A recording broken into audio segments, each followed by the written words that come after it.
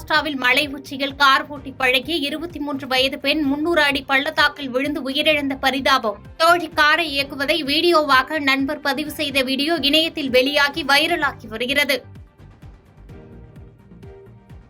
தமிழ்நாடு, புதுச்சேரி, காரைக்காலில் இன்று முதல் 4 நாட்களுக்கு லேசானது முதல் மிதமான மழை பெய்யக்கூடும் என சென்னை வானிலை ஆய்வு மையம் அறிவிப்பு.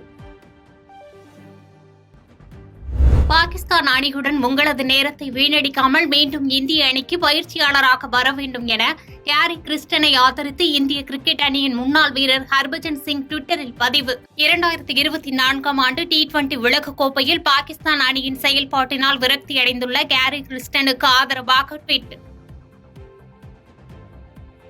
பாதகம் செய்பவரை கண்டால் நாம் பயங்கொள்ளலாகாது பாப்பா, மோதி மிதித்து விடு பாப்பா, அவர் முகத்தில் உமிழ்ந்து விடு பாப்பா.